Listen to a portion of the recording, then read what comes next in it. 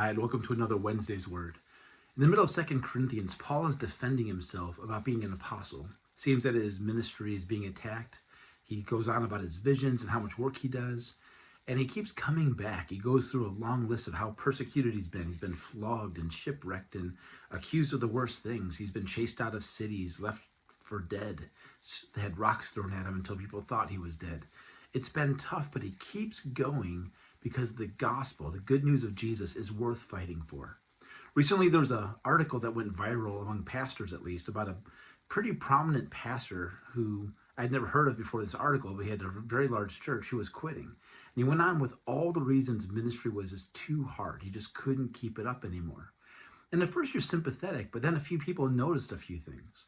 Never once in his resignation letter did he mention Jesus.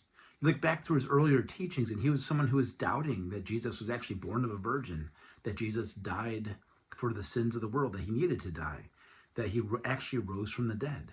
So he's a man who's consumed by anxiety and stress about taking care of people, but he doesn't believe deeply, if at all, in the resurrection of Jesus. And I have to tell you that ministry without the resurrected Jesus is not worth doing.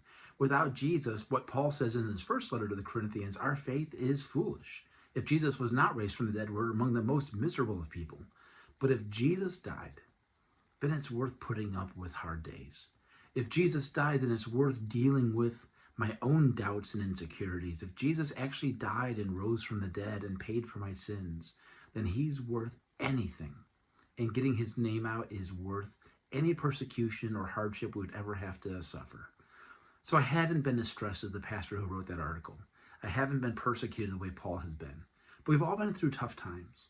And what gets me continuing to move forward isn't the hope I have in the goodness of humanity or my own determination and scrap.